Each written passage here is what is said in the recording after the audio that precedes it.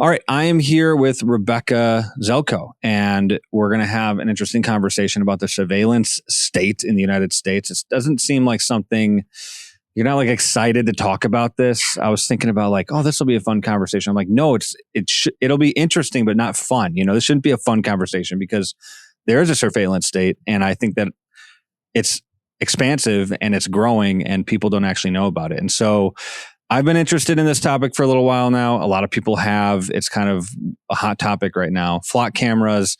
We're going to talk about probably data centers at some point, but just sort of the whole broad surveillance state in the United States and how it's come to be and where it's going. So I guess let's just start real quick. Rebeka, tell people about yourself a little bit. Where are you from? What do you do? Sure.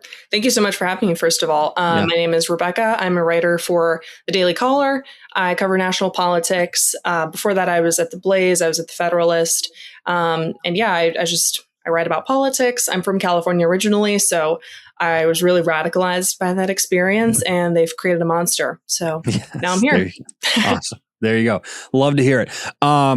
I guess we'll just start with the basic questions. I think we'll start with flock cameras because these are the main things right now that people are talking about. So I guess two questions. What are flock cameras and where exactly did they come from? So flock cameras you've probably seen them.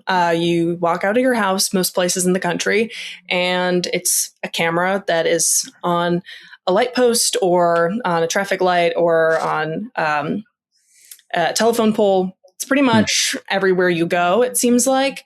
And it's not necessarily like a new invention. There have always been cameras everywhere. As you've mentioned, we live in a surveillance state. They are, when I say they, I mean the government, law enforcement, and to an extent, the deep state that has access to all this information, which I'm willing to bet they have access to all of it. And so I kind of assume 100%. That everything I do or say is on the record, to use reporter terminology.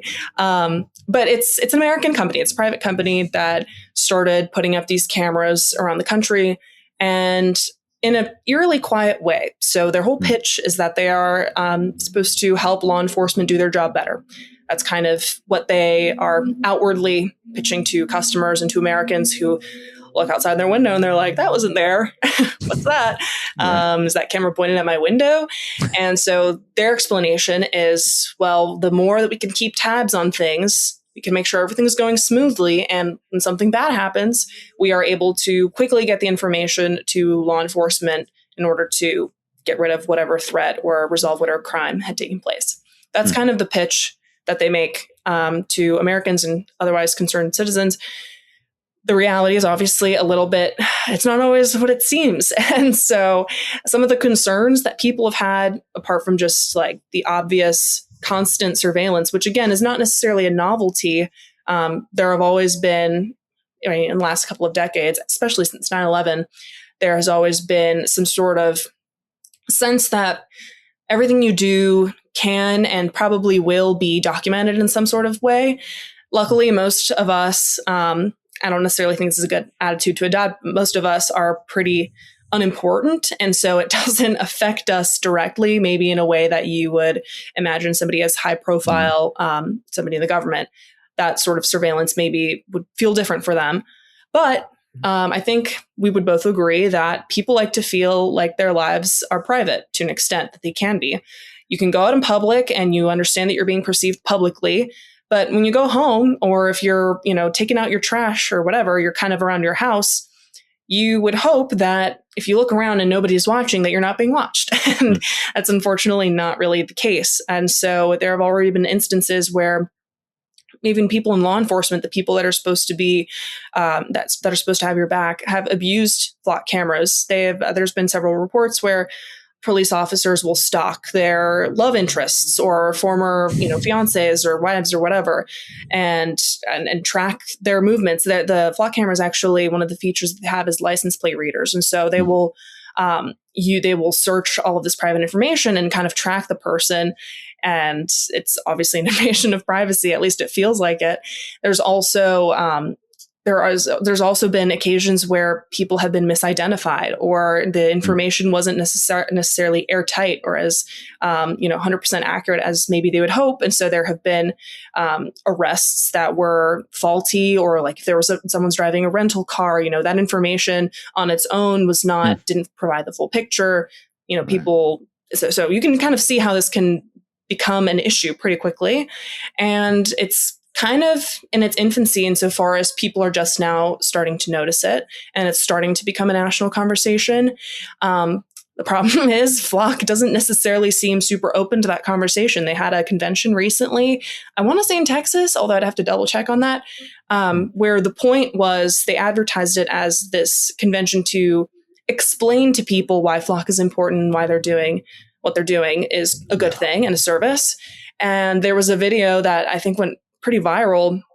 This girl who bought like a $350 ticket to attend this conference, and she was rejected because they weren't allowing members of the media to attend. And so this forum that's intended to inform the public is not even, receptive to the idea of members of the media who are supposed to inform the public to being there. And so that's that's the best I could probably summarize a lot of the concerns that people have with Flock, although I'm sure you can delineate many other concerns with this new technology. Yeah. Well, I think one of the obvious questions might just be, you mentioned at the beginning, obviously there's already a surveillance sort of system in the United States. There are cameras everywhere, and we know that. What are the fundamental differences between Flock cameras and those cameras? Because my understanding is that these older cameras, a lot of them, even now in our advanced technological age, are sort of uploading, or uploading is even the wrong language. They're just recording the stuff onto tapes, and they have like videotapes. I don't know if that's like how all of them run right now, but Flock seems to be different. Like, where is the video and the information from Flock being uploaded? Where does that go? And has it been as centralized as Flock? In the past, have our surveillance systems been that centralized? So I guess part of the intrigue and part of the concern is that we don't have very good answers for any of that. There's always the privacy agreement and the terms and conditions that you can read and try and understand. Although most people, including myself, by the way, I don't mean this in a derogatory way, are not legally well read enough to maybe understand the implications. And also, one of the biggest red flags to me is that there's no opt-out option. You can't opt out of being surveilled. You walk out of your house, and all of a sudden there's one outside of my dad's house, and he's a normal guy who just hangs out and, does his hobbies. He's retired now. And you go outside and you're like, there's a camera pointed at my driveway. And it almost feels like you're being accused of something. It feels accusatory. It feels like you are being told that what you're doing is wrong, or something that you've done is wrong, or it's worth monitoring. Like, they're waiting. You're not innocent until proven guilty. It's like you're guilty until you're proven innocent via Flock. That's what it feels like anyway. That's kind of the sentiment that when you talk to people who are largely apolitical and just are normal and like to have private lives, that's kind of how they feel. And you don't really know how this information is being used. And even if it's going to be used in some positive way, it's again this presumption that like they're waiting on you to do something wrong instead of, or anticipating you to do something wrong instead of, oh, you did something wrong. Now we're going to, figure out how to solve this crime, or how to bring justice in the situation.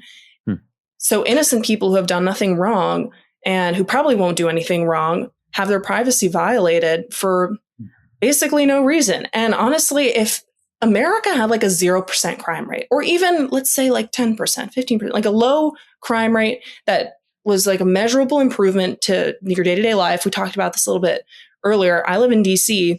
There's a lot of crime, and a lot of it goes either underreported or it's not enforced. Like, if you go 10 miles an hour above the speed limit, you will get a $200 ticket. But if you, rob someone at gunpoint, probably nothing will happen to you. Right. If things like Flock actually measurably improved the quality of life, I don't think that people would be as upset about it. But for a lot of us who lived through COVID, we know that it's the innocent people that end up being punished in some capacity. They're the ones that end up having to deal with the short end of the stick, so to speak. And so I think that's where a lot of the skepticism and the concern comes from. It's not that, it's not that we're doing anything wrong. It's that we are going to be in some capacity punished and have our privacy violated, even though we've done nothing wrong. And the criminals will probably not actually have to deal with any of it. So, usually the reason that you would have something like Flock cameras is not necessarily like it's so that you can surveil the people who are least likely to obey the tyrants. That seems to be the case. And so you look back at the old sci-fi books, or not even sci-fi, but just like 1984 dystopian strange books. There are some sci-fi ones like the C.S. Lewis's Space Trilogy that sort of show this idea. It's like the whole point of a surveillance state is to make sure that everybody obeys the arbitrary whims of the tyrant. And that seems to be what this is all about. That seems to be what the flock cameras are all about. And so, one, do you think that that's accurate? Do you think that that's what these are actually for? Obviously, like you just said, there's not a bunch of information. You can't even go to their conference, which is supposed to be answering these questions. The media won't let the media in. So, based off of your intuition and just what you know about flock, like, do you think that there's a more sinister and deeper reason for why this is happening? Because it can't just be about safety, right? I think we share a pretty cynical worldview, and so I feel like I'm in good company here. But Yes. Right. It reminds me of my default assumption when it comes to anything that is pitched to me by the government or even by a private company like Flock as safety is the opposite. I tend to assume that actually my life is probably going to be less private for sure, and possibly even less safe, because again, there's like a presumption of guilt with a lot of these surveillance techniques. Like it reminds me, I was traveling recently back from Europe. So I had a connection in Munich and I was flying back to Dulles, as in coming back to my own country that I am a citizen of. I nearly missed my flight because not because I was late. There were 3 security checks I had to go through, which is more than any other airport I've been to, except for maybe Istanbul, although that's kind of a different thing. But they have different problems. But on the way in, so I had to go through 3 different passport checks, like a physical passport check, and then also like an actual border, I guess whatever their border security equivalent would be, and also the bioscanner. So they had to take pictures of me, do the fingerprints, all that stuff. Like, okay, that's already kind of unsettling and annoying, but it's like, I have to prove to you that I'm not going to do something dangerous or insane or endanger our people on this plane to get back onto a plane to get back to the country that I'm from, even though I have 0 criminal record. Like, how does taking your fingerprints prove anything about what you do on a plane? Exactly. It's not exactly. And I just remember being in line. I was like obviously seating, because travel days are almost never enjoyable experiences. And so I was obviously so upset. I'm checking the time every 2 seconds because I'm worried I'm going to miss my flight. And it occurred to me that the irony of, and this isn't unique to Germany, but it's especially funny to me that this was in Germany, because I had gone through such a rigorous security process. And I just didn't know when they started vetting people who came in and out of the country. All of a sudden, how's the mass migration crisis going, by the way? Right. And are you scanning their fingerprints? Are you checking their passports that I'm definitely sure that they have when they come into your country and then start disproportionately committing crimes and targeting the native-born population? Is that like a thing for them too? Or is it just me? Is it just people who did nothing wrong and are just trying to do something as innocent as travel back to the country that they're from? And so that's kind of the attitude that I have with a lot of the surveillance stuff. It's going to be normal people like me and you who haven't done anything morally wrong, have not committed any foreseeable crime or anything like that, who are not just going to be inconvenienced, but literally treated like criminals. Right. You have your fingerprints they're like booking you at the airport. They take your mugshot so you can get on a plane. And it's like, okay, great. What about the actual criminals? Anything on that? Sorry, that was really loud on my phone. No, it's fine. Don't worry about it. And so yeah, that's just kind of like the frustration I get, and that's kind of the direction I feel like this sort of thing would be going. It's like it's normal people like me and you ultimately who are going to have to bear the brunt of this whole thing. Right. I should have asked this before.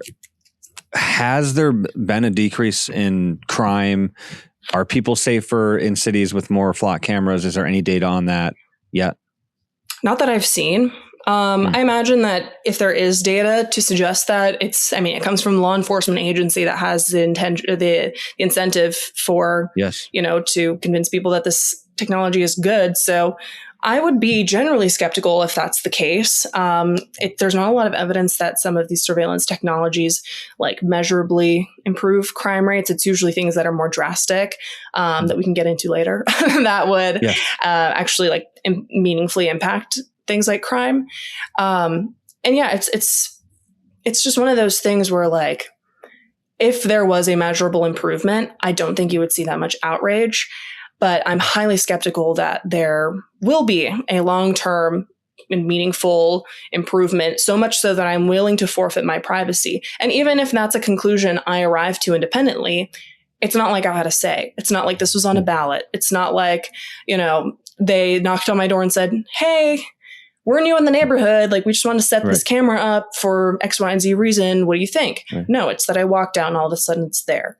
And it really doesn't feel like you have any say. There's no autonomy in that situation. And that's kind of the point. As you pointed out, and as a lot of other dystopian novels have pointed out, you're living in it. And that's the crazy thing. It's like, there are books. I'll read a book every once in a while, and there are books that predict a lot of this sort of thing and that can articulate it far better than I can, just how bad it can get. And arguably, we've gotten to a pretty extreme point when it comes to surveillance. You literally have the textbook that explains to you why it's bad. And people will read it in school and be like, dang, that sounds bad. And then they'll like, and I'm guilty of it. Like, I have a smartphone, I have a laptop. I'm very aware that everything I'm doing can be monitored and probably is to some extent. Well, they built the entire economy off of these things. So you can't function in our economy. If I try to go get a job and I don't have a smartphone, don't have access to the internet, they won't let you have a job. Yeah, they'll shoot you out back. They're like, where's your laptop? Where's your where did you come Chromebook? from? Yeah, go get your Chromebook. Yeah. Well, that's like, you can't function in society. Well, and I do think it's all a precursor, and people can call this crazy if they want to, but there's pretty obviously, there is a theological aspect to this, and we can get into it more later, but that is all a precursor to the end times. Like in the Bible, it's obvious that when the world is about to end, there will be something in which people will all have to be connected to. It's called the mark of the beast. And there's been conspiracy theories about it for a long time. You'll have to be connected to it or whatever. We don't know what it'll be exactly, but it'll be the mark of the beast, and you won't be able to operate within the world's economic system. You won't be able to buy or sell. It just says this stuff specifically.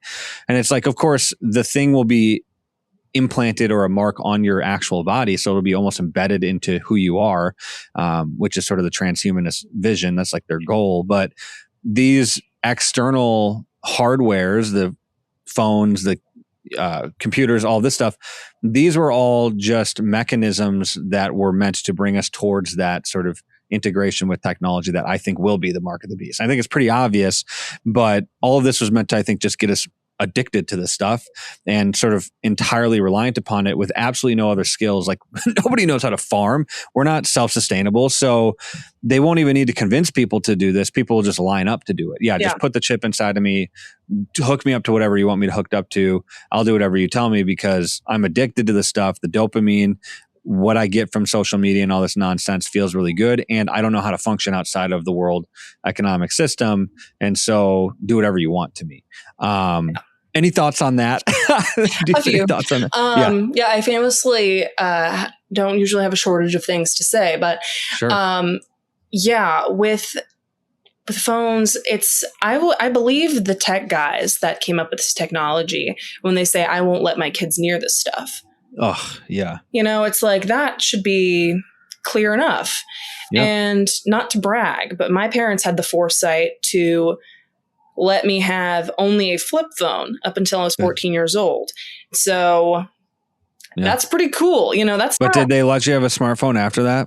Yes. They did their best. Ooh, they did their best, But I mean, it's like kind of what you were saying earlier. It's like, you get left behind. You can't really participate in society the same way because everything is so reliant on technology that has become normal. I can't do my job really without my phone or my laptop. I guess like I could use a typewriter or something, but then someone would have to put it onto the back end of our website and then publish it. Or like I could use my flip phone to call people, but then I can't use like my, the the recording service I use to help transcribe my interviews and things like that. So, and it applies to everybody. It's not just me and you, whose jobs like this, they're obviously very reliant on technology. It's everything. Right. And it's not just the reliance. It's also, it's the addictive aspect of it. It's like there's obviously a profit incentive for these things to be very addictive for people to want to use them all the time. But it's very possible that there is something deeper and something more spiritual happening with, 100%. It's kind of like a form of idolatry. And I have to like teach myself to be disciplined and to wake up and to try not to just scroll immediately first thing in the morning. It's so easy when you're laying in bed and you're just barely trying to wake up and you're like, attention spans being fried by Instagram Reels. That's me, by the way, like exhibit A. I'm not necessarily scolding or judging people who do that because it's a lot of people and it's definitely me included.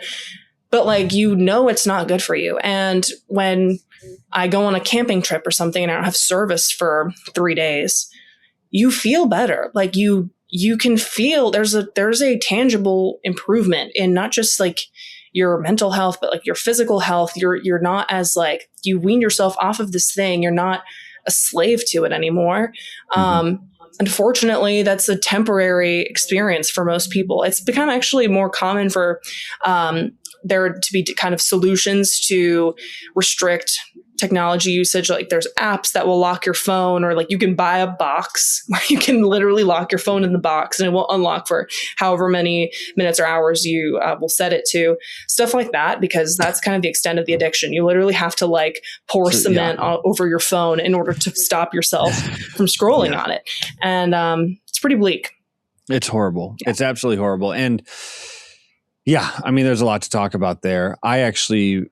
I'm probably a lot more judgmental because I think that like I'm getting to the point with this stuff, even smartphones and all this stuff, where I'm just like, I think we need to be done with it. My wife and I have talked about it, getting flip phones and just being like, whatever the consequences, we don't really care anymore. Because there is one, when you start having kids and you're sitting there on your phone and you've got like little kids running around, you're like, why did I just spend 20 minutes on my phone? And I have children and I should be focusing on them, and I'm an idiot and I'm focusing on stuff that it actually like doesn't matter at all and has no impact on my life at all.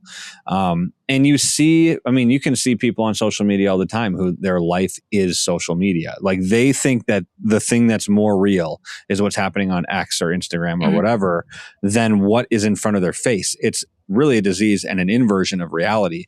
And it's an idol. I think idolatry is exactly correct. It's like a physical idol. Like we've created out of metals. It's the exact same thing that they used to do in the Old Testament. They'd create idols and they'd worship them and they'd give their time to them and they'd sacrifice to them. And that's exactly what we do. We just think we're sophisticated, but it's the same exact thing. And just because the idol doesn't look like a little man or something like that doesn't mean it's not an idol. It's actually worse because it reflects through its algorithms our deepest sin. So it's even worse. It's an idol that's actually in some ways reflective of your nature, which is just strange. So anyways, I want to talk about the flock cameras a little bit more though, because there was something, you wrote an article and you mentioned, and you kind of briefly mentioned it earlier on, people like stalking their ex-wives or people that they're in love with. Can you explain that? Like what's going on with law enforcement using flock to do weird things? Yeah. So, that sort of behavior does not really comply with protocol, I'll say. So to give credit where credit's due, that's not like allowed, so to say. It's definitely not encouraged as far as I'm aware. But it's also not allowed in America to surveil people. Like that's the whole point of America. But anyways, go ahead. But as we all know, it's definitely not how it is in practice. And so, so in the story that you mentioned on my article forum, the Daily Caller, which everybody should go check out, there are examples that have been reported on where law enforcement police officers will kind of go rogue. And it's not like you hear the phrase, especially you said you lived in Minneapolis for a bit. Yes. There's always a bad apple, and that happens to be true. And not just in like a BLM racial context, but like there are police officers who are crazy sometimes. And that, I mean, no disrespect to the overwhelming amount of law enforcement that makes such a positive impact on just regular people's lives. That being said, there will be and have been examples where police officers are now confronted with this technology that's available to them. It's license plate readers. You can pretty much track where a person is going and what they're doing all day. People will take advantage of that. People who are, who are operating under some sort of more sinister motivation, whether it's like an obsession with an ex-wife or whatever, they can definitely take advantage of that sort of thing. And while it's definitely not, it's frowned upon, I would say, it's still not like great. People aren't looking at this like, boys will be boys. There is also a concern because FLoC is such a new thing that it's not even regulated properly. That's kind of an issue with a lot of this, not just FLoC, but a lot of the new technological things. Talk about AI, any sort of surveillance. The technology will often outpace what lawmakers can get across the finish line. If lawmakers can even agree to pass anything in Congress, which like has proven to be impossible, you can't even get anything as simple as voter ID codified. Yeah. That's obviously been a whole show that the president has been very passionate about. But if you can't even accomplish something as simple as that, well, then I would not be surprised if it gets to a point where the law can't actually catch up. It can't actually meaningfully regulate these things. And that's kind of the situation we're in right now, where these technologies are so new and the average age of lawmakers are so old, they don't really know what to do with this stuff. There was the hearing like years ago where the senator was asking Mark Zuckerberg about like Finsta or whatever. Like, this is what we're dealing with. Not even the 20-year-old staffers were able to like explain to, because as much as I would love for there to be term limits, the reality is a lot of these staff are under the age of 30. So the government is kind of run by a bunch of children, basically. Right. They aren't even able to meaningfully explain these things to their bosses who are supposed to be legislating about it. So again, not to be all doom and gloom about the whole thing, but yeah, there have been, and there are many concerns, not just about privacy, but just like people who are motivated by deeply deranged things and who have access to this technology will abuse it. And they have. Right. I think that's actually a really interesting point that you make about how old people in Congress are and how these technologies operate and how they update and how fast paced they are. They outpace everything else. And it was interesting. I did a podcast with Senator Ron Johnson. And I really like him. He's doing all the stuff on COVID and he's great from my home state. But he was discussing how he wrote a really good op-ed and he couldn't get any major news outlets to put it out there. And it was about Pfizer and Moderna. And it's like, well, they're not going to publish it. They're all sponsored by Pfizer and Moderna. Exactly. Exactly. And so he was, and he never was able to get out Caller. Right. Well, and so he ended up doing it, I think, through X or something like that. And it ended up going really well. And a lot of people saw it. But the whole point, like I was sitting there thinking to myself, like, there is still such a gap because my first instinct would never be to go to the Wall Street Journal or to Fox News or anything like that. Like those publications are so beyond irrelevant to me. I never watch them, never read them. I've hated Fox News my entire life. I can't stand all that stuff. It drives me crazy. And I don't know anybody younger than 50, maybe 60 now who watches that and reads that. Like, I don't know anyone. And so the gap between the older and the younger generation, even in terms of media and like technology, like we were just talking about, is so wide. It's so big that there's absolutely no way to legislate the stuff because the older generations who won't give up power. I know you mentioned we want term limits. I would just like old people who aren't so nearsighted that they can't see that like they're going to die one day and that other people need to run the country and have some virtue and have some self-control. Looking at you, Mitch McConnell. Who said that? Isn't Mitch McConnell dead? So there's mixed reviews on that one. There was the statement that they put out is that now he's recovering because right now Congress is in recess because they famously go on vacation for an entire month, even though they typically don't work more than 3 days a week if they're here. It's really demanding stuff because they're busy campaigning and whatnot. So none of them are really in town right now. They're all on the campaign trail or Mitch McConnell ? As to what he's doing. Have we seen him though? No. Nothing. That's insane. And actually, there's a clip that's been going around, and I haven't verified this for myself. I haven't taken the time to actually review the C-SPAN footage, but like in the days leading up to his hospitalization, yes, he was on the Senate floor for a prolonged period of time. People were saying 20 hours. I don't think that's true. I have not watched 20 hours worth of footage for myself, but it's impossible for anyone to sit there for 20 hours straight and do nothing. So I don't think it's that. But he sat there, and you can see all the senators moving around, and he just sat there, and it's like he's obviously very, very old, and it's becoming increasingly common for these members to die in office, which is outrageous. And I also don't understand. I can't put myself in the shoes of anyone who would want to spend their dying days doing that. Same. It's like, you don't have a family. You don't want to do literally anything else. And the problem with being at such an advanced age, with all due respect to the boomers and the Gen Xers of the world, is that they do not have a stake in the future the same way that you and I do. No, if once they die, which is any day now, not to be glib about it, they're dead. And then, other stuff happens. We've had conversations. Like you and I still have to go to the grocery store, and we still have to walk outside our house and see that there's a camera pointed in our driveway, and you're like, and we don't have a $10 million 401k or retirement plan from the state. That would be wonderful. And that's not there. Right.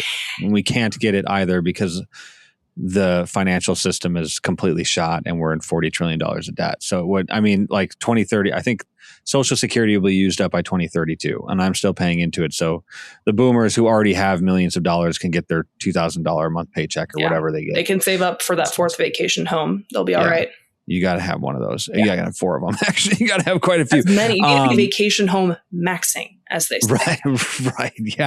Yeah, exactly. But that's a really good point. I just think that the whole point of this, the tech moving quicker than how these people can even understand what's happening, is essential to this, because that is one of the main questions that people are asking. Like, how is this even happening? Why aren't we doing something about this? The United States was started as a country that was supposed to be anti-tyrant, and now we're a country that is like implementing the most tyrannical means of surveillance in human history. We're inventing it and we're implementing it, and we're not doing it by the will of the people through democratic process. We're just doing it because the people in charge, whoever those people are, want to do it. And so that's interesting.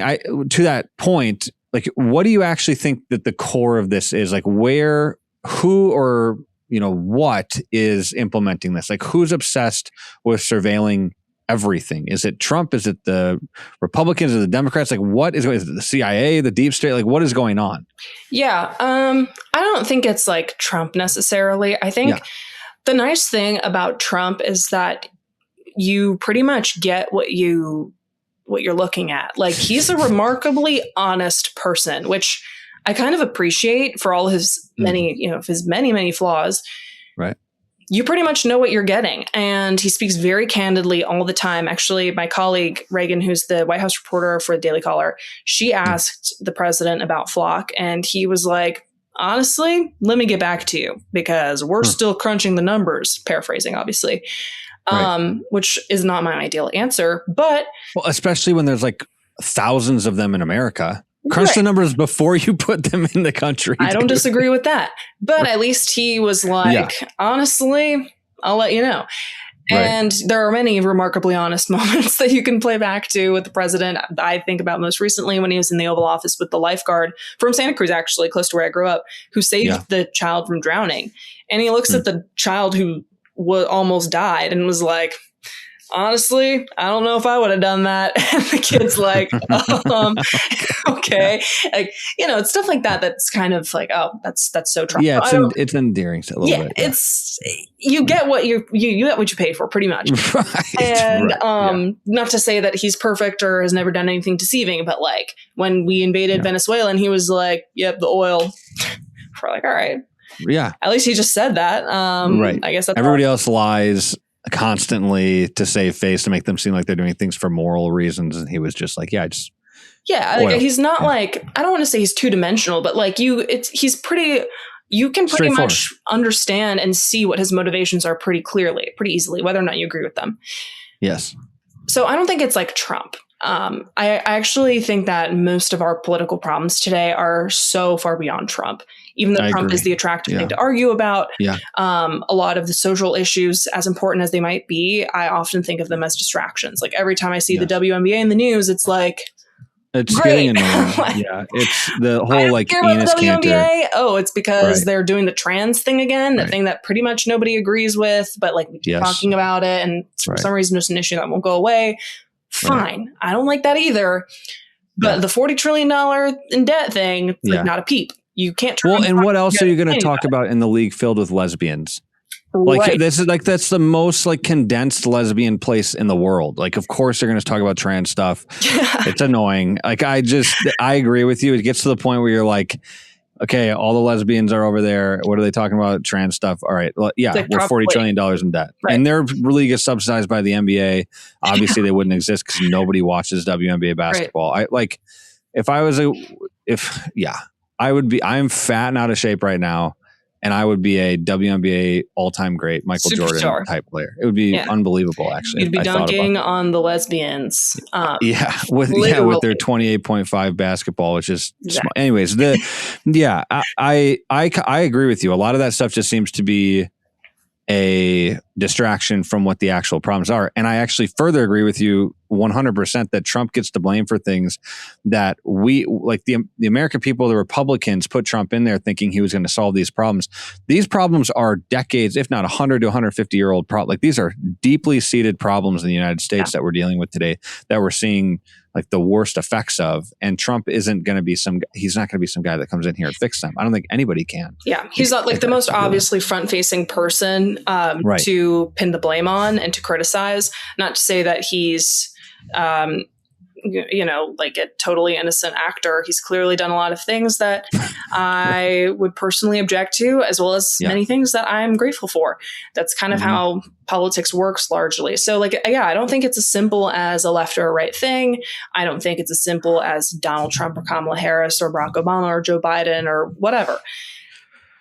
It's pretty clear to me, and as you pointed out, that a lot of these issues they're deep cuts, they're deep-seated issues because it transcends all of the superficial politics. I hate to even minimize the office of the presidency to something superficial, because it's not. Like, it's clearly an influential and powerful position, but like they're clearly not the most powerful. Clearly, there are some sort of actors that people would generally describe as the deep state that have influence and that have always had influence. And they're faceless. They're nameless. You can't point to who they are. You can't vote them out of office. You can't pull their funding because you have no idea who they are. You have no idea where they work or how they operate or what their motivations even are. You can kind of guess, but that's all you can really do. And so I hate to be so cynical, but like that's why just even working in the news, a lot of the news I cover feels like a distraction. Feels like I'm keeping myself busy because you can't really get to the deep issues just from the outside. And so that's kind of what it feels like. I don't know who it is. And we probably will never know. You're totally right. Everybody's angry about the woman who killed her children and how, that's all evil and messed up. And I think that's insane, but it's like, okay, Pfizer, Moderna, they are killing babies. They're killing people. They have a vaccine that has killed 40,000 people. There's objective evidence to all of this, and you can't get the vaccines off the market. We're killing 60 million babies in the last 60 years at Planned Parenthood, and we're funding that as a federal government. And we're talking about this woman who killed her children. That's all evil, and she should go to prison. It's like, okay, nobody agrees with what she did except for liberal women, which I guess we'll talk about. A lot of women, apparently. Yeah, but except for a lot of women, which it really isn't a surprise because we've been killing babies for 60 years. Like, why are we surprised? Yeah, exactly. So, but you've got a situation in which, Pfizer and Moderna can sponsor every major news outlet in America and lobby in Congress, and nobody really is like, that's not like a huge conversation. Sure. The big conversations are, lesbians playing basketball and a woman killing her kids. It's like, that checks out. I can entertain myself with this for the next couple of days. No, I think you're totally right. And it's like, yeah, it's one of those things. Yes, it's a distraction. Not to say that it's not worth talking about or thinking about or anything like that. But right, it does not get to the actual core of the issues. Like with the whole the sponsorships thing. I mean, so much of the mainstream media is sponsored and has advertisements being run by these corporations, by pharmaceutical companies even. Like I have my kind of daily news diet just to kind of see who's saying what. Like I'll listen to a couple of conservatives, I'll listen to some more mainstream people. And one of the things in my rotation is Political Playbook, because this is a podcast that they do that talks about like the more incremental DC news, like what's going on in DC. And then sometimes we'll have a little segment that's a bit more bird's eye view, national politics, especially with things like primaries just being constant. Right. But there have been several times where at the beginning of the episode, they'll say like, oh, this is what we're talking about. Right. Sponsored by Planned Parenthood. And you're like, surely this sponsorship would never impact your editorial bias, would you? Or like literally sponsored by Moderna or Pfizer or whatever. Yeah. And you're like, okay, well, you've totally lost all credibility by accepting a sponsorship from a company like this because... And it's not just Politico. Like I'm not just picking on them. It's all of these mainstream companies, and they're supposed to be the ones that are translating complicated and important issues to normal people, to Americans who don't have the time to pay attention to the news or to call sources and put a story together and really have their finger on the pulse the way that the media is supposed to. You've totally compromised yourself when you're accepting a paid sponsorship from Planned Parenthood or from Moderna. And that's a lot of mainstream media. And I know you were saying that not a lot of young people listen to these outlets, which I think is promising, but a lot of people do. A lot of older people do. And even some young people, like a lot of people that live in metropolitan areas listen to this sort of thing. Millennials. So the influence is definitely there. And yeah, it worries me as somebody that works in media. It's like, nobody except the Daily Caller is paying me. Like, if you don't like what I have to say, it's because it came from my head and not from a pre-approved set of talking points from one corporation or the other. And so I feel good about that.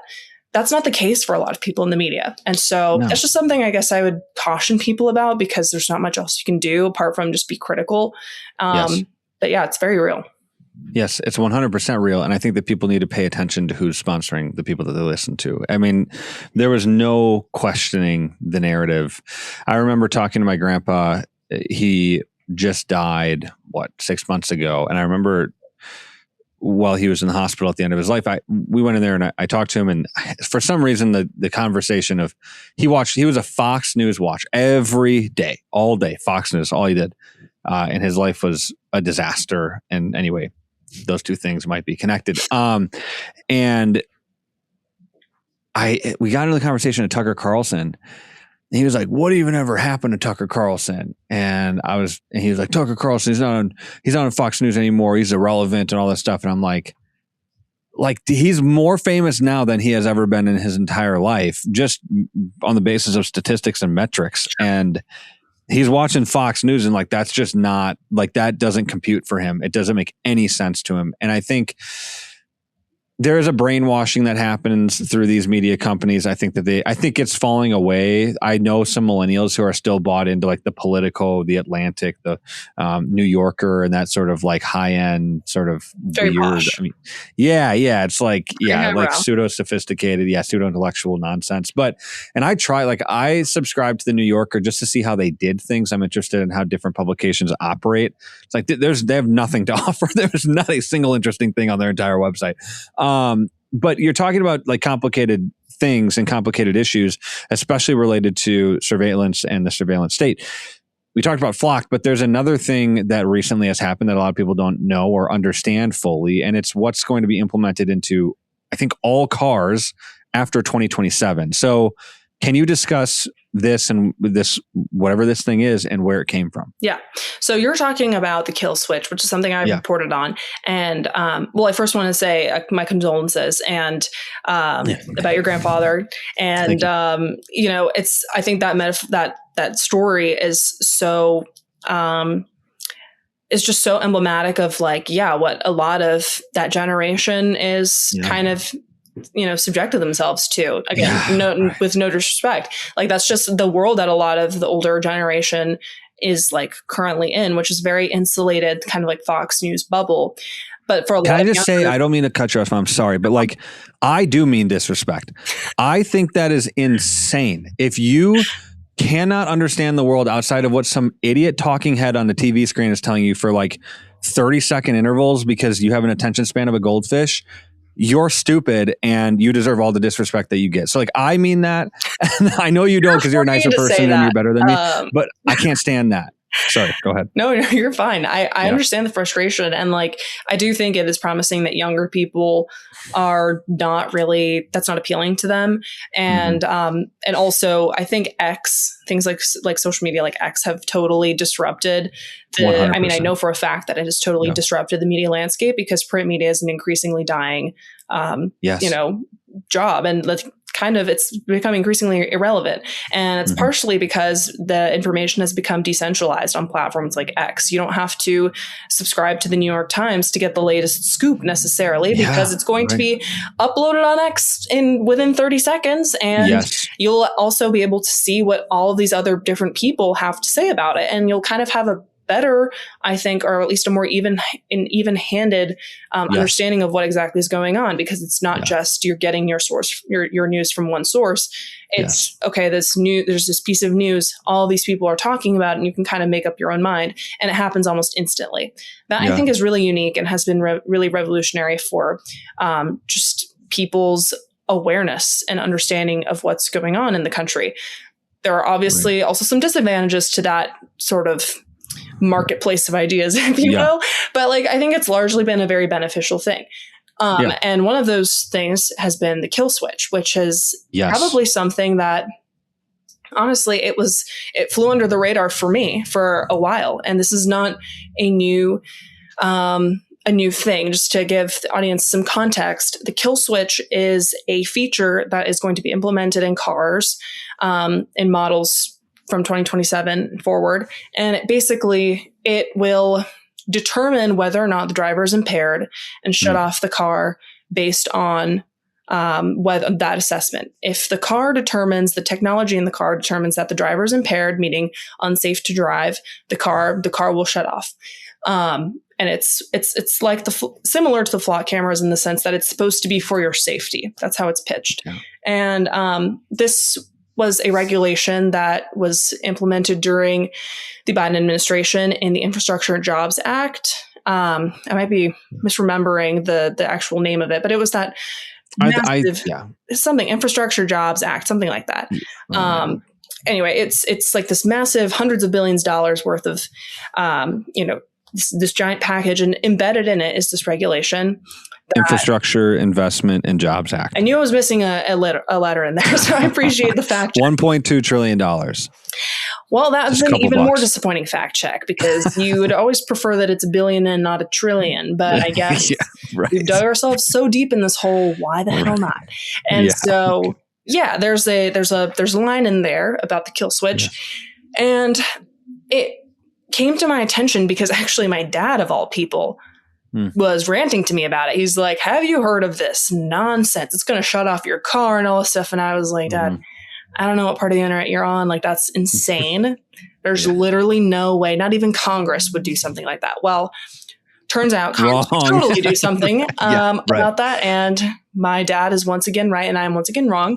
Right. But it's basically one of the things that was so interesting about it because I was like, how would they even possibly implement this into a car? Like, what would that even look like? You have an idea of what a car is like. It has a steering wheel, it has the pedals, and it's like you drive it. And how is this even a thing? And so I was talking to some people on Capitol Hill, who, the few that are opposed to it, because actually the overwhelming amount of members of Congress voted to not just pass it in the Infrastructure Investments Job Act, but to keep it. And I think the most recent, they voted on an amendment that would have gotten rid of it, but they voted to keep it earlier in the year. By they, I mean the House of Representatives, which is allegedly a Republican majority. And so, meaning a lot of Republicans sided with Democrats to keep this technology in it. The people I was talking to who are opposed to it and that work on Capitol Hill and who have been trying to stop this thing in its tracks have pointed out to me that this provision is technology neutral, which means that there is not a particular type of way to implement this. There's not a particular sensor or a particular technology that is required. There are different ways that it's kind of intentionally ambiguous for the manufacturer to kind of be able to come up with the technology that would comply with this new regulation. Right. So I did a little bit of research trying to understand, again, what does this even look like? And it's a plethora of invasive things that pretty much, if you asked anybody, they would not want this in their car. It can track, there's things that would, like sensors that would track your eye movements. So the idea is that if you're impaired, your eye movements would be erratic or irregular, and it would assess you're impaired and it would turn off your car. The obvious scenario where this would be fallible is like if you're stressed, or if there's, something happens out there, there's a car accident and you're looking around kind of, maybe erratically or whatever. Yeah. Or maybe you're like paranoid or stressed about the surveillance state and that you feel like you're being watched all the time. Or the national debt or whatever. You're just going on about your day and you get stressed. Your car might determine that you're too impaired to drive and it'll shut off your car. Or you don't have the right political opinion. Hey, whatever it might be, you could see pretty quickly how this could go downhill. Or things like it could censor, or it can sense the like the sweat content on your palms, or sensors on your steering wheel, things like that. And this was originally lobbied primarily by again, these safety activists, primarily the Moms Against Drunk Driving, which is like the best example of what a DC lobbying, firm or like a movement, I guess, would be, and just how euphemistic these things are. Because you hear a group, Moms Against Drunk Driving, that who could possibly oppose that? Who could possibly be against moms, and who could possibly be in favor of drunk driving? Like, this sounds like a done deal, like a slam dunk. Give them whatever they want. It's almost so much of a slam dunk that you wouldn't even need to have an organization called Moms Against Drunk Driving. It's just like agreed upon. Yeah. Right. This is like kind of one of those things that we as a country can generally still agree is like bad, which is drunk driving. And even then you have this organization with a pretty innocent sounding name that has advocated for one of the most, in my opinion, Orwellian, and successfully implemented one of the most Orwellian regulations, probably the last decade, if not longer. And it impacts literally everybody with a car. And there are a lot of like economic downstream effects there too, because if you want a car that doesn't have this, all of a sudden it's going to cost you. It's going to be more expensive to have the car that doesn't track you literally, that is not constantly surveilling your eye movements, or like the sweat on your hands, or like the, just like, you can totally imagine a scenario where you have kids in the back seat. I mean, I'm sure you have children. It's not necessarily the most relaxing driving environment. If you're like trying to get everything under control, the last thing you want is your car to be like, turning off at the old highway. Yeah. And things programmed by a bunch of childless idiots in Silicon Valley or DC who hate children. Exactly. They're like, well, this person obviously can't clearly drive. Haven't imagined that scenario. If that's the sort of regulation that they're approving and pushing for, lobbying for. So that's kind of a synopsis of what it is, kind of how it got there. There are some outspoken members of Congress like Thomas Massey, although he's obviously on his way out. Scott Perry of Pennsylvania has been very outspoken about it. So like those two, and Chip Roy of Texas, who's also a great member, who's also on his way out. So they have really been at the forefront, like been the most vocal against this regulation. And yet it's still well on its way to your car in 2027. And so, I don't drive right now, but I'll tell you, it doesn't make me want to get a car, and especially not with the gas prices. It's kind of like, it's a lose-lose situation out there, unfortunately. And this is bipartisan. Both parties agree on this, right? Yeah. So when it first passed, obviously because it was like a Biden era regulation, there's going to be some partisanship. But so it was like almost unanimously passed by Democrats, and then a handful of Republicans that were squishy and, there's always not even, I think it's more than a handful. There's always a group of Republicans that are willing to let things slide. The most recent vote on the amendment earlier this year, I believe there were 57 Republicans that voted with Democrats almost unanimously to keep the regulation. So yeah, it's bipartisan for sure. The people who are outspoken have been Republicans, but there have also been a lot of Republicans who have supported it. I think there's actually one member, I want to say it's Mike Lawler from New York, who is typically one of the Republicans who will vote against kind of the mainstream conservative interests because he represents a district in New York. And he got an award from Mothers Against Drunk Driving. So they're like this from what it looks like. So yeah, it's definitely a bipartisan issue. And Mothers Against Drunk Driving want this kill switch in every single car because they think that this is going to end drunk driving 100%. Is that their goal? I guess that's kind of what they say. The problem with a lot of these special interest groups, it's not necessarily unique to them, is that once you get a meaningful, the meaningful regulation that your organization was originally created to accomplish, if it's a seatbelt or, whatever, pretty common sense safety measure that most people wouldn't object to. Although I'm sure back in the day, people were anti seatbelt or the I'm anti seatbelt too. Why are we making people use seatbelts? I haven't put a lot of thought into this, but beeper. As we're talking, what's that? When you don't click your seatbelt in, the car will yell at you. It's hello, you have to buckle your seatbelt. Right. Even if you have a heavy thing in the back of your car seat, it'll start yelling at you, and it's a whole thing. And a lot of those sorts of things, with Mothers Against Drunk Driving, whether it's seatbelt or just drunk driving laws, drinking and driving laws, things like that. Yeah. You kind of start to, once you accomplish all the things that you wanted to, you run out of things to fundraise around. You run out of reasons for your special interest group to exist. And at that point, not to be, again, overly cynical, but a lot of these groups, special interest groups, there's a point where they don't exist anymore exclusively to forward whatever interest they have. At a certain point, it becomes a lobbying firm. It becomes a group of people that has a financial incentive to keep their project alive. That's kind of what I suspect is happening. And again, it's not unique to them, but you kind of run out of things to fundraise about. So you got to create more issues and, new regulation to focus on. I think it's important, though, for people to realize that the Moms Against Drunk Driving didn't actually deal with the problem of drunk driving. The problem of drunk driving is not the car. Right.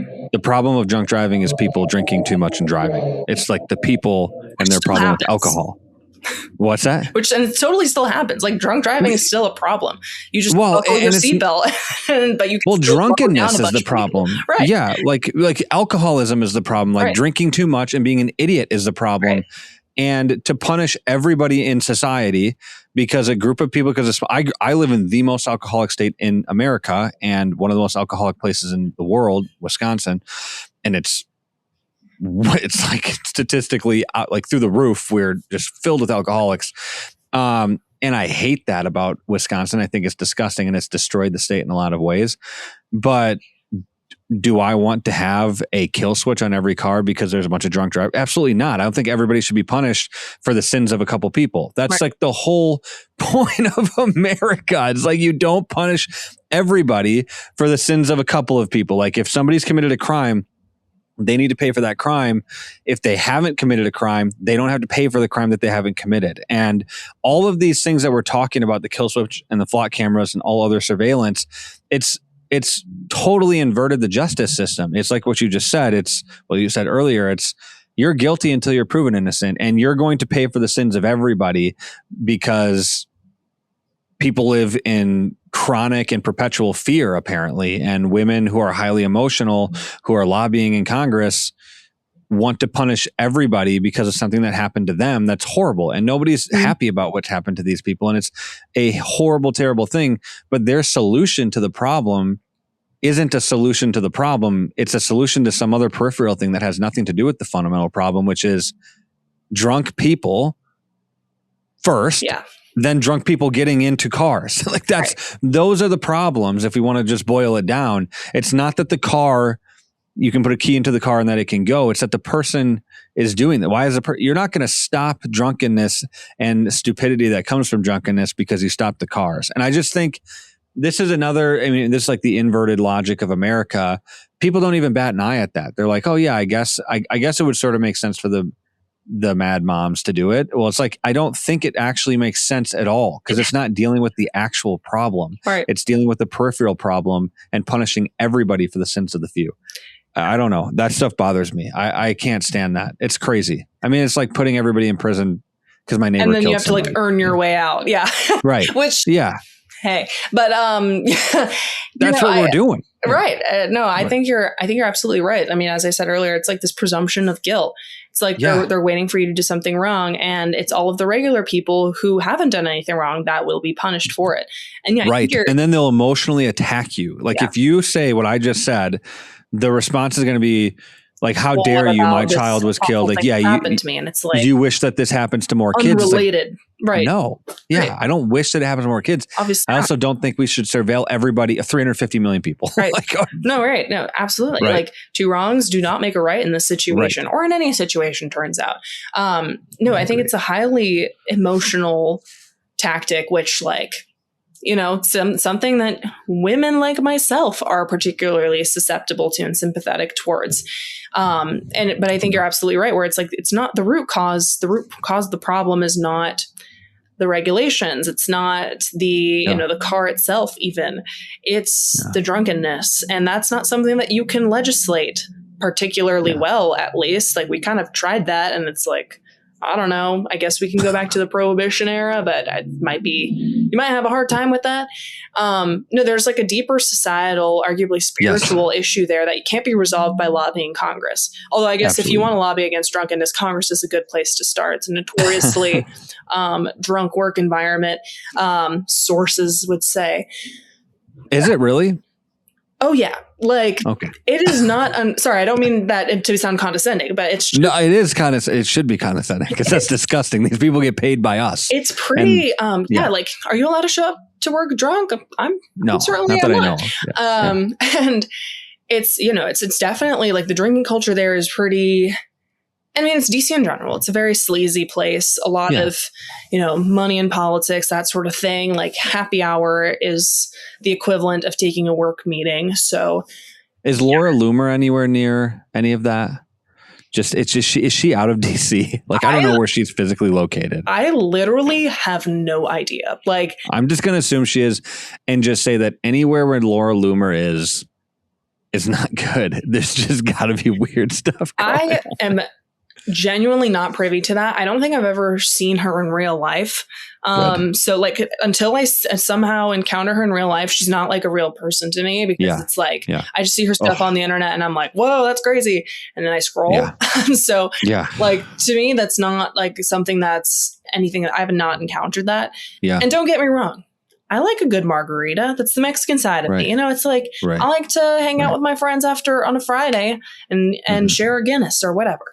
That's not that's not the norm, I will say. It's very normal for a lot of people here, especially young people, to binge drink pretty much. Yep. Like, I'm not going to sugarcoat it. A lot of excessive drinking. One thing that's really interesting and that I didn't really know was so prevalent is just how many people here are in debt. Like, especially young people are like literally living off of credit cards. And it's very normal for them to live it's very common for young people my age to be living a very lavish lifestyle and literally just be putting it on credit cards, like maxing out credit cards. And that's like a very typical life experience. And where have you been? Have you been in America? I don't have a credit card. Okay. Like, good for you. This is not my life. I'm not great with money. I'll be the first to say I love buying yarn. I'm big on knitting. Yarn is expensive. I like to spend money too. But I'm not like in debt. Praise the Lord. A lot of that is because of my father. I'm not going to pretend. But like, I'm not out here maxing credit cards so that I can go do happy hour at Mission after, Senate is out of session and like And again, it's not just the senators. It's also the actual members of Congress. I'm not going to name drop, but it's not uncommon for people to go cast a vote, whether it's the House floor or the Senate floor, literally under the influence. These people are like drunk at work casting votes that are supposed to represent hundreds of thousands, if not millions, of their constituents. I didn't know that specifically, but you saying it is not surprising. Like, it doesn't surprise me at all because it's gross. The credit card thing, like, just as a whole side thing, that is like I think the biggest debt in America is credit card debt. So yeah, we, like, my wife and I hate credit cards. We only use it if we absolutely have to. And honestly, like, we just need to fully get rid of it. We like got rid of credit card debt as quickly as we possibly could after we got married because it's disgusting and they keep you a slave and they got like 20% interest rates and it is slavery 100%. Yeah. But let's just quickly discuss data centers because I think all of these things kind of go together in some way. Flock cameras, the kill switch, and the data centers. Like there is a huge debate right now about if we should have data centers. I think that the debate that precedes that is what are they and what are they for, which I haven't really heard a good answer to that question to begin with, other than like we're in some sort of fake arms race with China where both countries need to create a better technological like God. I don't know, like what's the point? So I don't know how much you've looked into this, but like, do you know why we're building data centers? Yeah, I hear of a lot of similar things, which is like we want to compete. And as an American, I would prefer that our country is the best at the important things that are going on. And I concede that AI is pretty much an inevitability, and it's probably important that we know what we're doing. I'm not so naive to, to say that it's a completely irrelevant part of our, just like the political landscape. I can see that. I also know that data centers are being built literally in people's backyards. Yeah. And I feel like there's a happy medium that we can get to that doesn't require us to totally forfeit our place as like what we're supposed to be the world's superpower, allegedly. We're not at all. But I concede that we want to still be in the running. And so like, fine. I don't necessarily object to like wanting to try to be the best at something.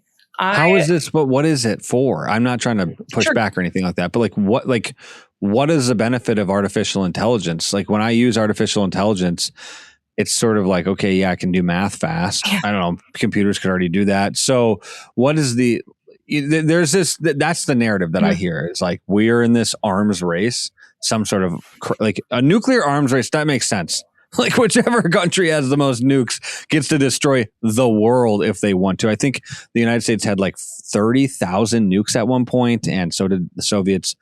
And so that was like, I don't know. I'd be more in favor of us creating nukes in that situation. Although I wish we didn't have them at all. When it comes to artificial intelligence, it's like, what is this actually going to do to benefit society? The only thing that I hear from these tech oligarchs is nobody's going to have jobs anymore. And which doesn't seem that positive. No, that's like literally like pre-fall creation, biblical order. God gave Adam a job. Right. So this is before sin entered the world. Part of the fall, part of what came of sin is that the work was going to become more difficult, but not that you were going to get work. Work already pre-existed the fall. So working is an innate part of what it means to be a human being. So to get rid of work, anybody who says, I want to get rid of work is anti-human. And so I've never heard a good argument for why we're doing this other than nobody will work. And it's like, that sounds like a bad idea. Sure. Like I saw what happened when nobody worked during COVID. And people are like killing themselves. Yeah, and everyone wanted to die. Yeah. Right. Right. Exactly. I remember that part. Yeah. Yeah. Famously not a bright spot in our country's history.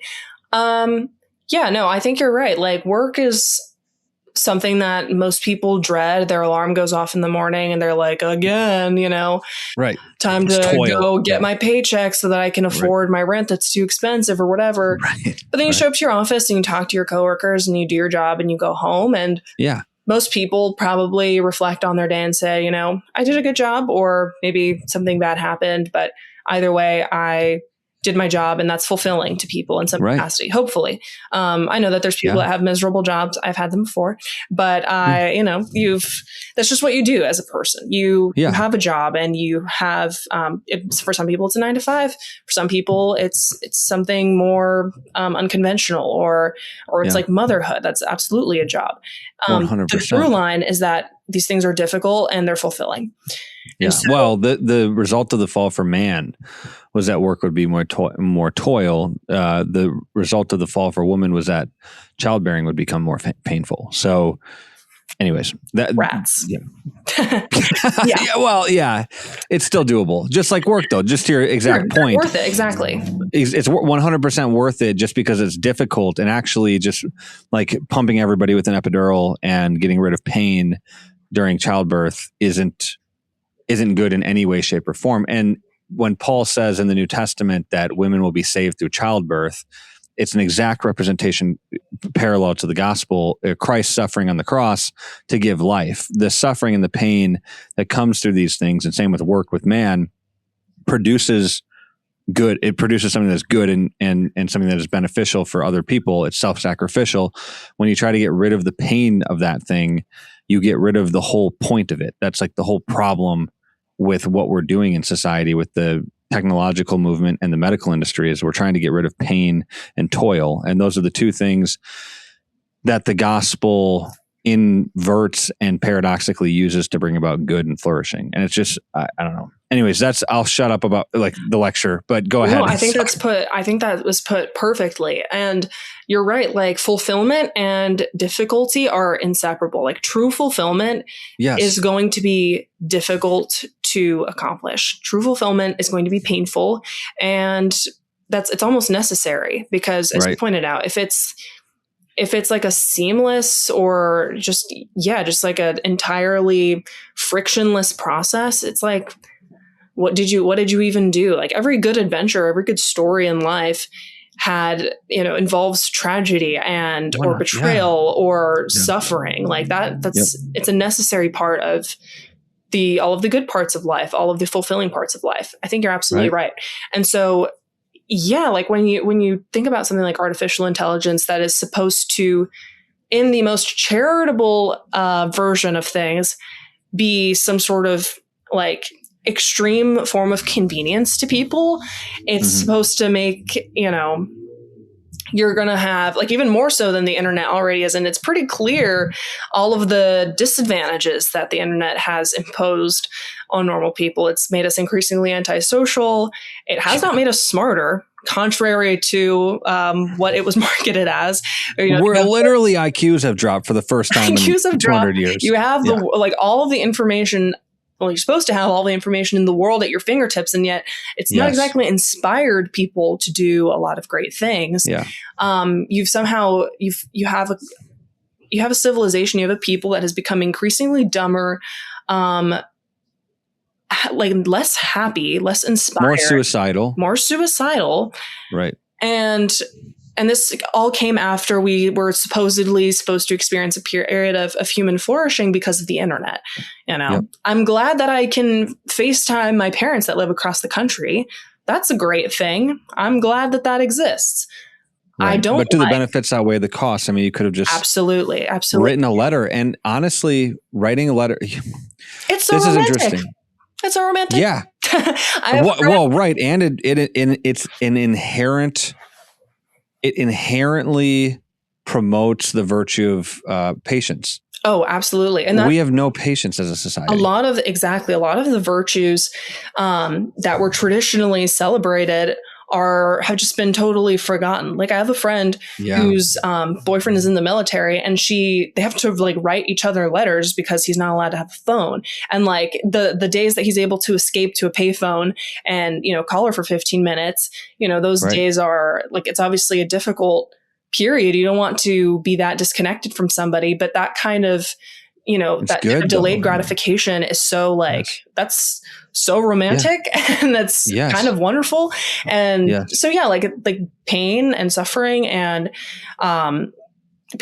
are actually required for a lot of these virtues to exist. Yes. And so to get back to your original question, AI is pretty much going to get rid of all of that. And, and that's not ideal. It's kind of, people have already, so I grew up as an artist. Like I was always an oil painter. I'd paint all kinds of ways, but oil painting is my favorite. And my dad would always warn me about getting a real job and stuff, which is how I ended up here. But I've always, fair enough. But I've always had. I wish I could paint. So I've always loved it. It's always been like a creative hobby of mine, a pastime of mine. Makes for great gifts as well. So it's kind of like a glitch that I get to enjoy. Yeah.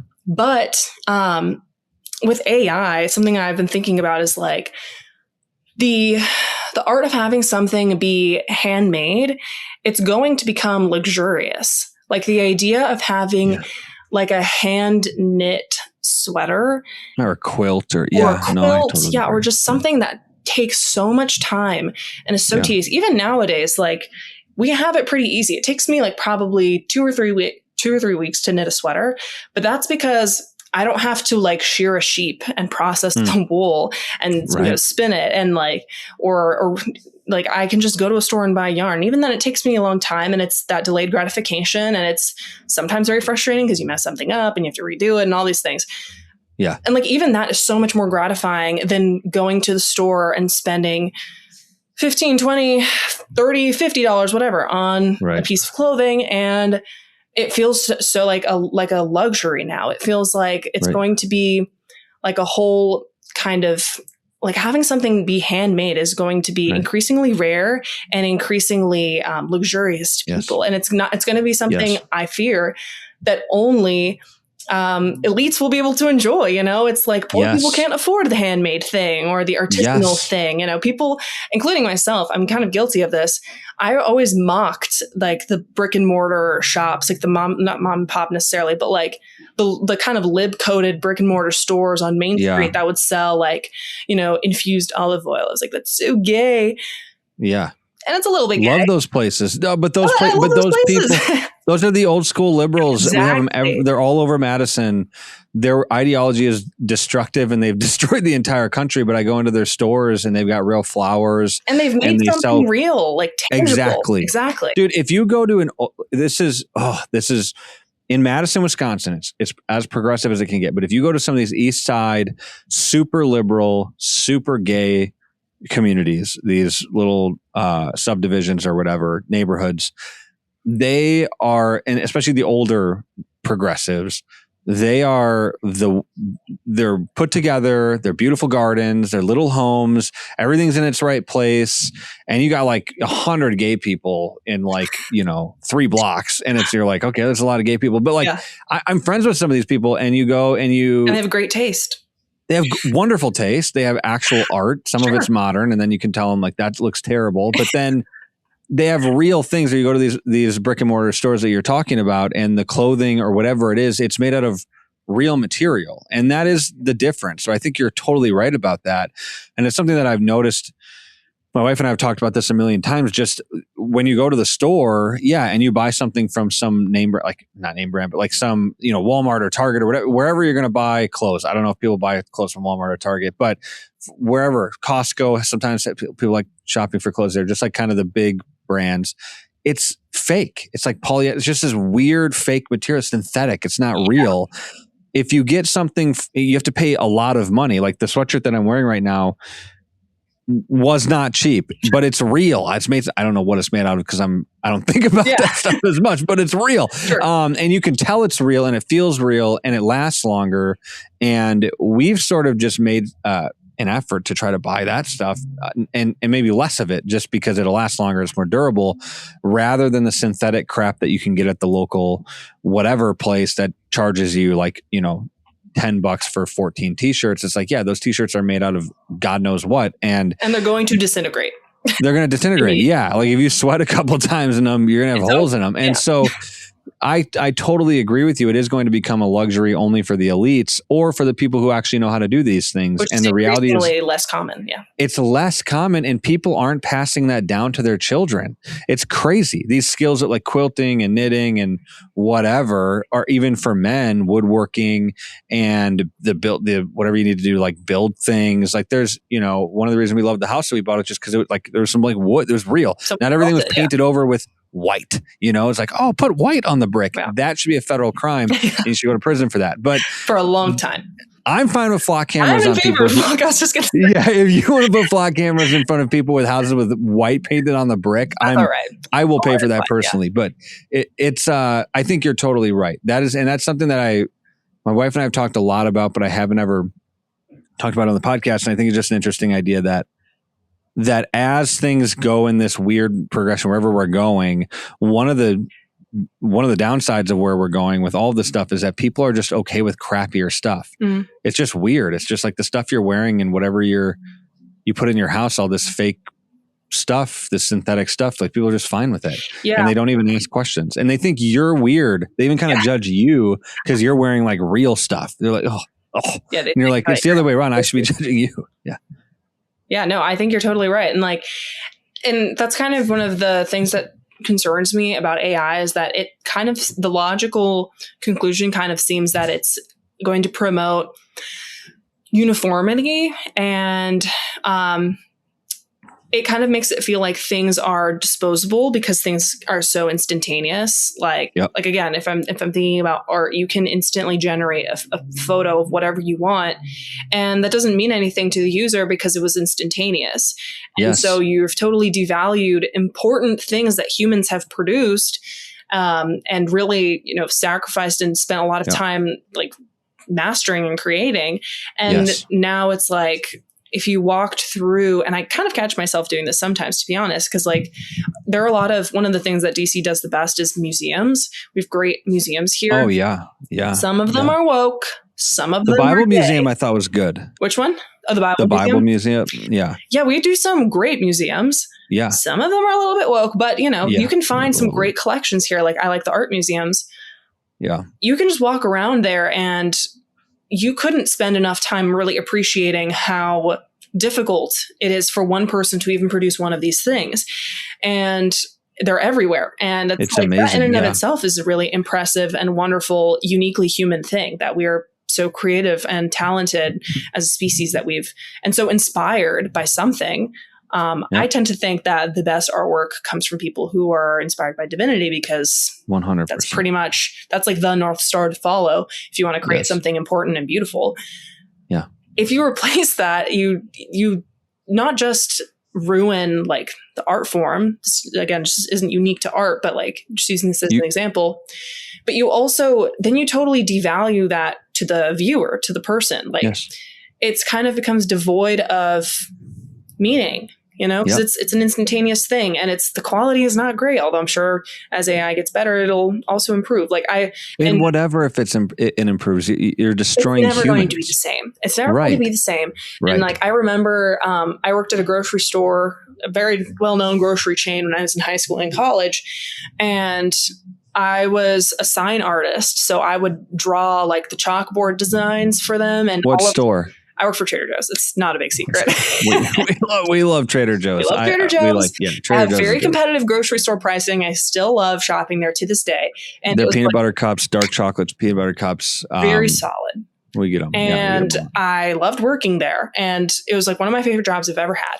And for 5 years, I was a sign artist. So I would hand draw all of these different shelf signs, different displays, things like that. It was extremely tedious. It probably was not worth it for the company to do that.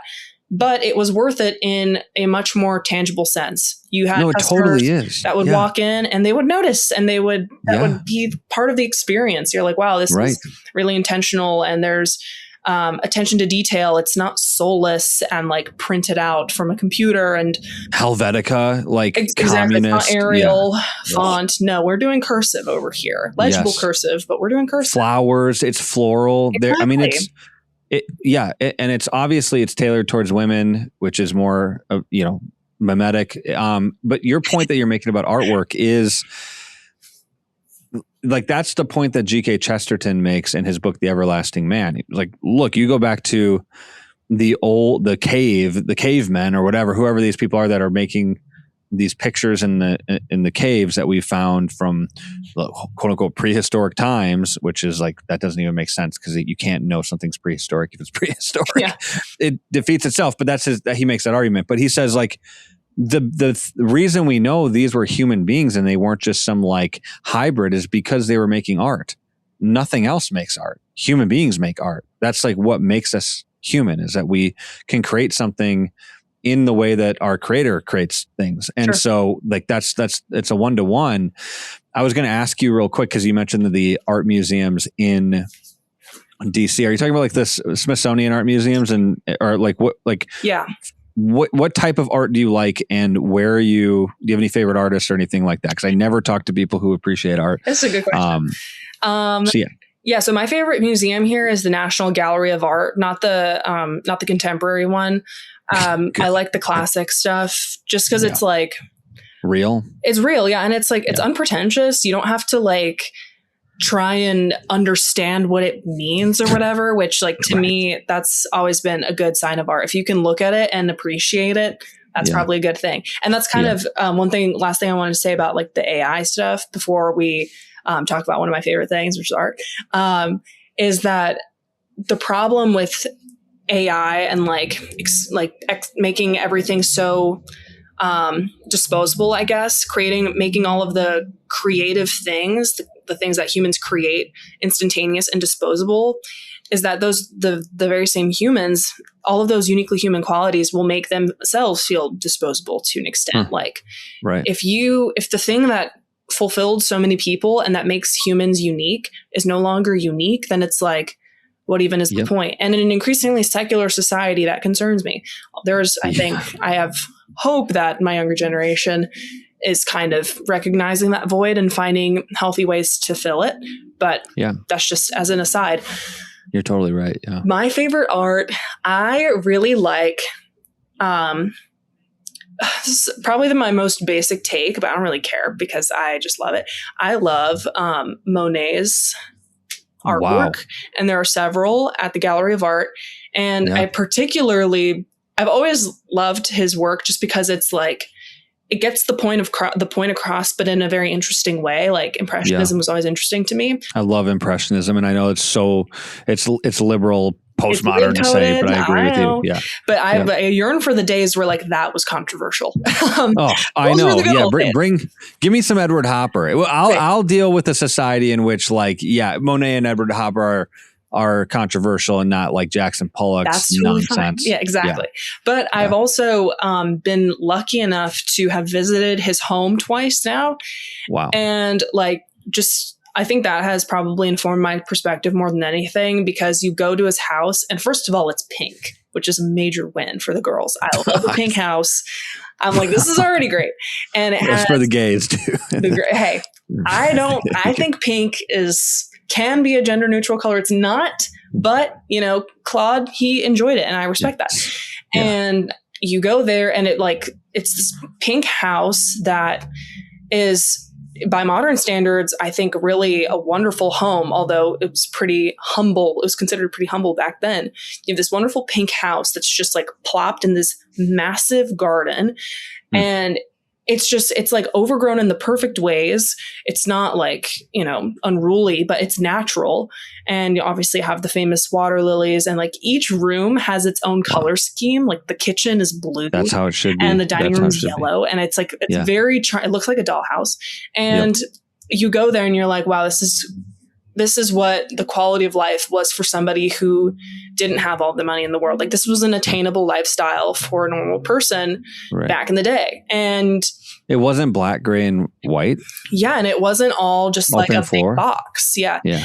And there were definitely had some quirks in there. And like, even I would rent a bike when I go, and you just bike around the town, and all of the houses it's like they're made of stone, or they have kind of a crooked window shutters, or they have a nice little patio area. And that kind of quality of life, I think, just like it just gives the paintings themselves like that much more context, I guess. But like, you can imagine yourself, like, this is not an unattainable reality back in the day. You can have a house and a family and a garden, and you can paint and you can make a living. And that to me is like, that's so enviable. And it's obviously not the case today. So kind of a basic answer, but that's one of my favorites. Well, Nate, I was at, I think, the Chicago Institute of Art with my wife. I don't know when this was, maybe a couple of years ago. And I think they had his collection, and it was of a hay bale at all different times of year. So he must have like went out and looked at the same hay bale over the span of, several months and painted it over and over again with the different, snow and autumn and summer. And you just saw how the light and the sun and the environment affected this hay bale. It was just interesting. I think Monet is good. Do you have any favorites? Yeah, I like Edward Hopper. Edward Hopper is awesome. I am blanking on the name. The Calling of St. Matthew, Renaissance painter. Ah, my goodness. He's like, hold on, let me just look it up real quick because I should know. St. Matthew, Caravaggio. Caravaggio. I think Caravaggio's. He's amazing. The interesting thing about him is he'll paint himself into the picture. So there's the taking of Christ, where the guards are there and Christ has been betrayed by Judas, and you can see like Jesus is being pulled by the guards, and there's like a man in the background holding a lantern, and it's himself, and like he's trying to look into the scene, as an outward or external observer, seeing if like, is this whole thing about Jesus true? Because he was like a really messed up guy, got into brawls, I think he was in prison for a while. He was commissioned by the Pope to make art as part of the Counter-Reformation, because they felt like the best way to counter what had happened during the Reformation was to basically make the biblical scenes more interpersonal with the people in Rome, but also all over the world. And so they had artists like Caravaggio paint the biblical scenes, but they painted. So Caravaggio took this commission, and he went out and he found people in Rome and wherever he was, and he painted their faces into the pictures. So basically to make it interpersonal with the people of his time and in his place. That was one of the Catholics. That was one of the good things that they did in the Counter-Reformation. They didn't change their doctrine, but they did that. Which counts. Right. Yeah. It was good. I mean, some of the best art ever came from that. And I think Caravaggio was interesting. I want to say in the slaying of Goliath, I could be wrong about this, that his head is both David and Goliath. So it's like him holding his adult head, as like when David cuts Goliath's head off, it's like him holding it, his own head. I think I could be wrong about that. So I just think some of that stuff is interesting. And then Edward Hopper, to me, again, like one of these weird ones where you're like, he's sort of like he's not a postmodernist per se, but impressionist, which is a little weird. Edgy for the time. Edgy, yeah, a little bit. The seeds of postmodernism come out of that, and I think Nighthawks is a good one, and that one's in Chicago. So I saw that one in person. I love that. It's like, again, these are ones that be like everybody likes that. It's like, yeah, whatever. I like that. I think his use of space and his ability to basically just show these strange, the way he does glass. I mean, he's not like Rockwell. What's his name? The guy, Norman. Mm-hmm. Norman Rockwell. Yeah, you can like tell that it's glass. Like for Hopper, it's like you can see, like you're just seeing right through the window into somebody's life, into a moment into somebody's life, and he captures it really well. And I think he captures loneliness really well. So he's just an interesting guy. I like him. Yeah, there's others, but those are kind of the main ones. And I do think that that's one thing that conservatives are just, they don't care about art. And that's why it's not gay to care about art. Oh, no, it's literally the most conservative thing ever to care about art. It's all of the great artists were conservative. It's like one of the most culturally influential things is artwork. Right. And conservatives have, I think, as you pointed out, totally forfeited it and to their detriment. Like, now. That's why they're pro AI. Exactly. Because it's all about efficiency and effectiveness and what can make them money. And some things in life are not about efficiency and like that's not what it's about at all. Right. Some things in life are about sitting there and waiting and figuring out how to do the best that you can possibly do at it. Like anything that you're going to be great at is going to take a long time, and you can't outsource that to some sort of machine. You just can't. If you want to, you can try, and it's not going to be the same. And artwork, like art is like the prime example. And I wish I could paint. I should try, but we have 3 kids, so I don't have time, but I'm going to make sure they paint. Yeah, involve them. It could be a family project. It could be. Yeah, we probably should do something like that. Although with the middle one, she'll probably just paint like all the things that shouldn't be painted, which is like the house. She's a free spirit, yeah. Yeah, right. She's a splatter painter. She's a Jackson Pollock. Well, and if you look at Pollock's life, it's a direct correlation to the philosophical worldview that he held. I think he died in a drunk driving accident, something like that. It was sort of like a suicidal thing. Huh? We should have had a kill switch. Where was it? Well, We needed it. but that's to the point. One of the things that the kill switch will do is it won't allow, and this is going to sound dark to people, but whatever, the natural providence of God to play itself out to prove the destructive nature of particular ideologies. So Jackson Pollock's ideology was obviously destructive. It was obviously evil because he's like splatter painting and being like total postmodernist and pretending like there's no objective truth and that everything is just like particles in the air and whatever. And that led to him basically living a destructive life and to the point where he basically killed himself. Sure. Like that's so like, do I want Jackson Pollock to kill himself? Absolutely not. But do people need to be able to see those stories as a representation of the ideology that has captured a person and driven them to that? I think so. Yeah. And like in art and in culture, there's no like North Star anymore. We're not even making new stuff.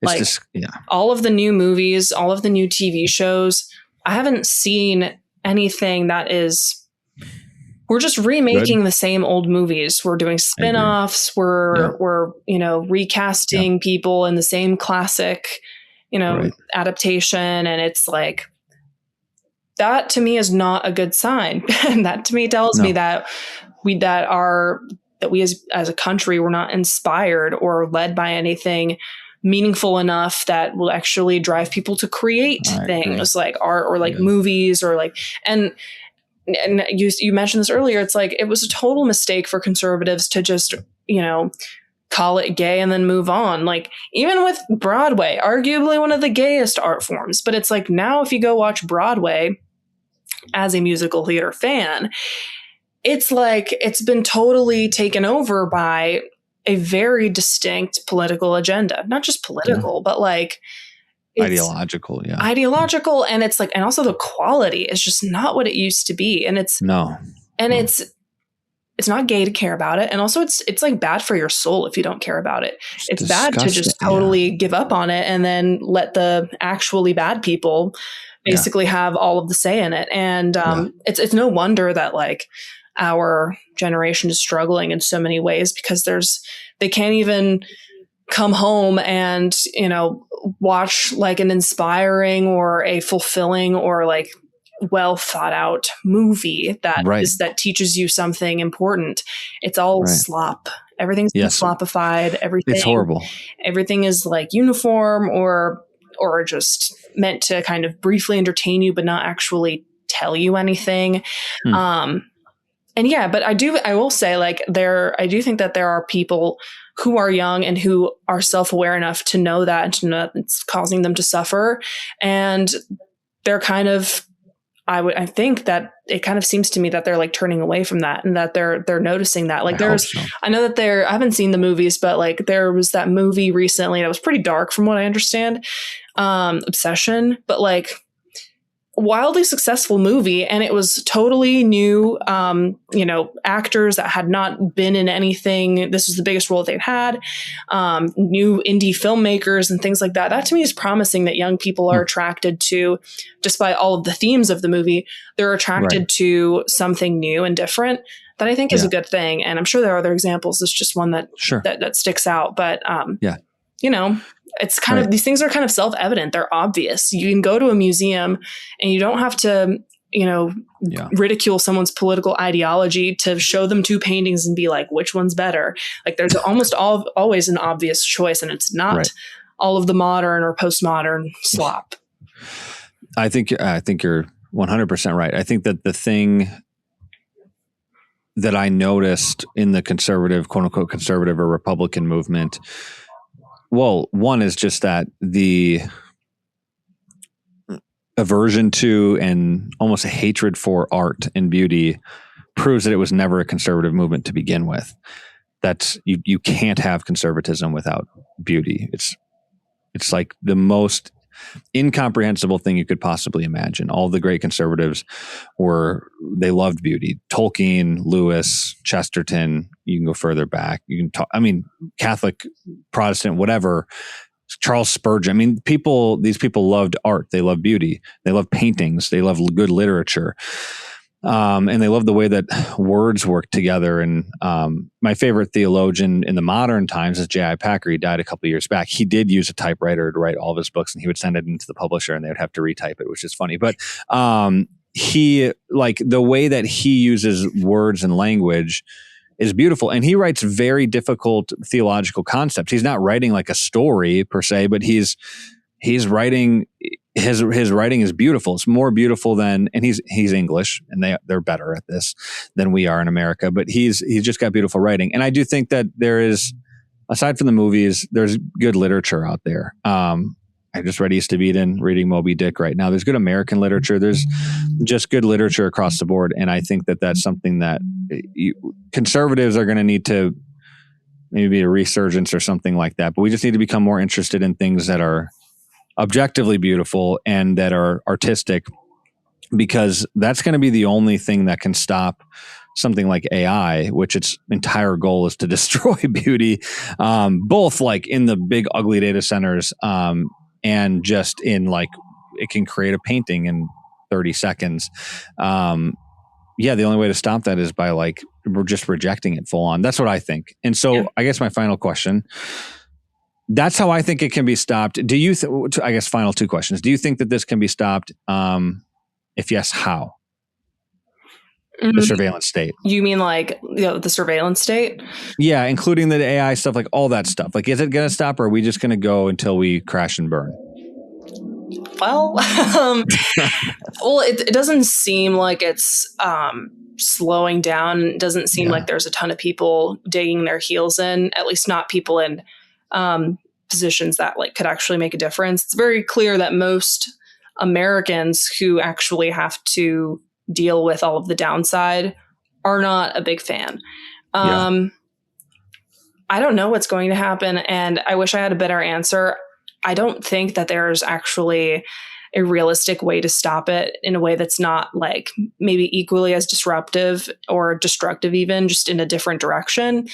A lot of these inflection points end up having seismic outcomes. And so it's possible that there's something extreme, that there's an extreme response, or, I mean, a lot of the conflicts in the world, almost all of them were economic.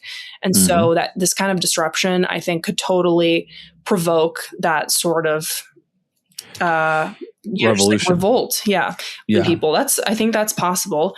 But in like the immediate sense, I think that people could just, to the extent that their lives will let them, put their phones in a different room and go walk outside, try not to get assaulted by a crazy person, or try to pick up a hobby, spend time with people, flip through the Bible, just things like that are kind of all things that could incrementally keep you pretty sane and happy. Luckily, a lot of the, as influential as the outside world is, like, there are meaningful just lifestyle choices people can make that I try to make and that I notice make me, happier. So like there's always that, but yeah, I mean, long term, this is one of those things where like I literally do not know. And that makes me nervous, obviously. I hope that, by the way, I look back at this interview and I'm like, that was so hysterical. That was so funny. Like, I hope that I look back at this and cringe at myself at how doomer I was being. But there's also, but you won't. that I'm like, true, and then Right. everything bad Right. that we predict happens. Yeah. So I can believe it. that's very possible. Yeah, you'd like for it to be cringe, but also, I don't know. I mean, what was happening before things like ramped up in 2016 and 2020 was pretty bad too. It was just more like undercover. People just didn't recognize it. And so this is really obvious. A lot of this stuff is like super obvious. Like the Patriot Act and that sort of stuff prior or after 9/11, people just didn't really think about the implications of that. They just kind of were like, oh yeah, I guess we're doing this for safety. And then they went about their life. Now it's like you can't drive anywhere without being, surveilled or something like that. Or you won't be able to get into your car without being surveilled. So, and then next it's going to be like we have to implement this thing into your home, which we already have with phones and all the technology where they're going to be, where they do watch us and they do Alexa, record everything. That stuff. Yeah, right. And like it just incrementally kind of sneaks up on you. And what they use is addiction and dopamine to keep people coming back to it and keep people addicted to it. And you have to have, I think that the only thing that's going to save people from this is like a supernatural revelation. They need to be sort of supernaturally pulled away from the devices that are controlling them and the idols that are controlling them. And it's the same, it's complicated because it's modern technology, but it's the same story. The Old Testament, New Testament, God's like, don't worship idols, stop it. And so like the only way to stop it is, I think, through a revelation. There's a lot to talk. I mean, there's a lot more we could talk about. I'm actually happy with this conversation though, because talking about artwork is way more fun, way more interesting than talking about data centers. And obviously data centers are important and annoying. But I appreciate you doing this. Obviously people can find your stuff at the Daily Caller. But thanks for doing this. I really appreciate it. Andy, thank you so much. This has been a really fun interview. And after all of that doom and gloom, I've been reliably informed that there is actually a plan and that in the end, good will win. So that I should have also mentioned is a great way to just go on about your day and wake up and not be depressed. So that if anyone takes anything from that, I would be happy if it's that. But yeah, you can read my byline at the Daily Caller, and I'm on the internet. I'm on like X and Instagram and YouTube, just at Rebeka Zeljko. But thank you so much for having me on. This has been so fun. Thank you.